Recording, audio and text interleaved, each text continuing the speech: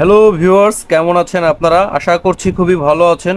Viewers, আজকের এই ভিডিওতে আমি আপনাদের দেখাবো কিভাবে বাজি লাইভে সম্পূর্ণ ভেরিফাইড একটি অ্যাকাউন্ট খুলবেন, কিভাবে ডিপোজিট করবেন, কিভাবে উইথড্র করবেন। ভিউয়ার্স, আপনারা যারা বিভিন্ন প্রকার বেট বাজি খেলে ইনকাম করতে চান, সর্বপ্রথম নতুন অ্যাকাউন্ট খুলে নেবেন। আর অ্যাকাউন্ট খোলার জন্য চলে যাবেন এই ভিডিওর ডেসক্রিপশন বক্সে অথবা এই ভিডিওর কমেন্ট বক্সে ফার্স্ট কমেন্টে বাজি লাইভের লিঙ্কটা দেওয়া থাকবে। আপনারা সর্বপ্রথম সেই লিঙ্কের উপর একটি ক্লিক করে দিবেন। তারপর এখানে দেখেন, এখানে আপনারা লিঙ্ক পাবেন না। এখানে লিঙ্ক না পেলে এখানে টপে যদি আপনারা লিঙ্কটা না পান, তারপর আপনার এখানে সরাসরি এখানে দেখেন, এখানে নিউজটে ক্লিক করবেন।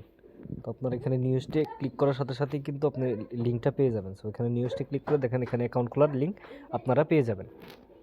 তারপর ভিউয়ার্স, আমরা বর্তমান যে বাজি লাইভের ইন্টারফেসটি দেখতে পাচ্ছি, সেম এমন একটি ইন্টারফেসে আপনাদের নিয়ে আসবে। এখান থেকে অ্যাকাউন্টে সাইন আপ করার জন্য এই যে সাইন আপ বাটন নামে যে অপশনটি রয়েছে, এখানে একটি ক্লিক করে দিবেন।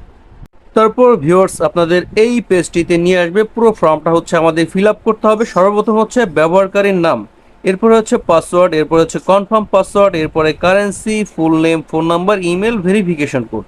এই সমস্ত ডিটেলস দিয়েই হচ্ছে আপনাদের অ্যাকাউন্টটি খুলতে হবে।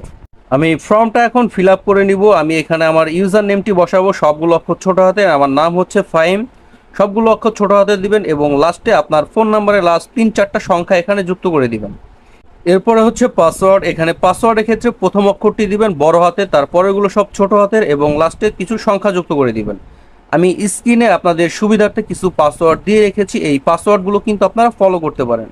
এরপর কনফার্ম পাসওয়ার্ড, উপরের পাসওয়ার্ডটাই হচ্ছে আপনারা কপি করে নিচে কনফার্ম পাসওয়ার্ডের ঘরে পেস্ট করে দিবেন। এরপর হচ্ছে ভিউয়ার্স কারেন্সি, এটা হচ্ছে যারা বাংলাদেশ থেকে করবেন তাদের জন্য কিন্তু অটোমেটিক বিডিটি সিলেক্ট করাই থাকবে, এটা হচ্ছে বিডিটি রেখে দিবেন। এরপর ফুল নেম, এখানে আপনারা আপনাদের সম্পূর্ণ নামটি বসিয়ে দিবেন। এরপর ফোন নাম্বার, অবশ্যই আপনাদের যে নাম্বারে বিকাশ, নগদ, রকেট লেনদেন করার মতো এমন একটি হলো অ্যাকাউন্ট রয়েছে, সেই নাম্বারটি আপনারা জিরো বাদ দিয়ে 10টা নাম্বার এখানে বসিয়ে দিবেন। কেননা যে নাম্বারটি দিয়ে আপনার অ্যাকাউন্টটি খুলবেন শুধু ওই নাম্বারেই ডিপোজিট করতে পারবেন এবং ওই নাম্বারেই শুধু উইথড্র নিতে পারবেন। সুতরাং আপনারা আপনাদের বিকাশ বা নগদ নাম্বারটি এখানে জিরো বাদ দিয়ে 10টা নাম্বার বসিয়ে দেবেন। তারপর ইমেল, আপনাদের ফোনে যে অ্যাক্টিভ ইমেলটি রয়েছে ওই ইমেলটি আপনারা সম্পূর্ণ এখানে বসিয়ে দিবেন। সব শেষে ভিউয়ার্স, আমরা 8608 নিচে ডান পাশে 4 সংখ্যার যে ভেরিফিকেশন কোডটি দেখতে পাচ্ছি, এই কোডটি আমরা বাম পাশে খালি ঘরে বসিয়ে দিব।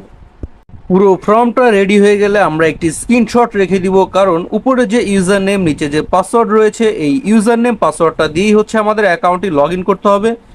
যদি অ্যাকাউন্ট লগ ইনের সময় আমরা ইউজার নেম বা পাসওয়ার্ড যে কোনো একটি ভুলে যাই, সেই ক্ষেত্রে কিন্তু আমরা প্রবলেম ফেস করতে পারি। যদি আমাদের কাছে স্ক্রিনশটটি থাকে সেই ক্ষেত্রে কিন্তু আমরা নিজেরাই সমস্যাটি সলভ করে নিতে পারবো। ভিউয়ার্স, এখন আমি অ্যাকাউন্টটি ক্রিয়েট করার জন্য নিচে নিশ্চিত করুন যে বাটনটি রয়েছে এখানে একটি ক্লিক করে দিচ্ছি। আমার অ্যাকাউন্টটি কিন্তু হচ্ছে না, এখানে দেখাচ্ছে ব্যবহারকারীর নাম বিদ্যমান।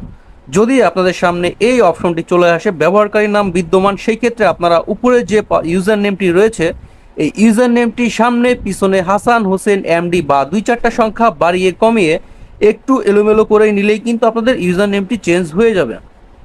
ইউজার নেমটি এডিট করার সাথে সাথে আমাদের নিচে যে কোডটি ছিল 8608, এই কোডটি এখন দিয়েছে 0797। মানে আমরা যতবার এডিট করব ততবার কিন্তু আমাদের এই ভেরিফিকেশন কোডটি অটোমেটিক চেঞ্জ হয়ে যাবে। আমরা আপডেট কোডটি হচ্ছে বাম পাশে খালি করে বসিয়ে দিব।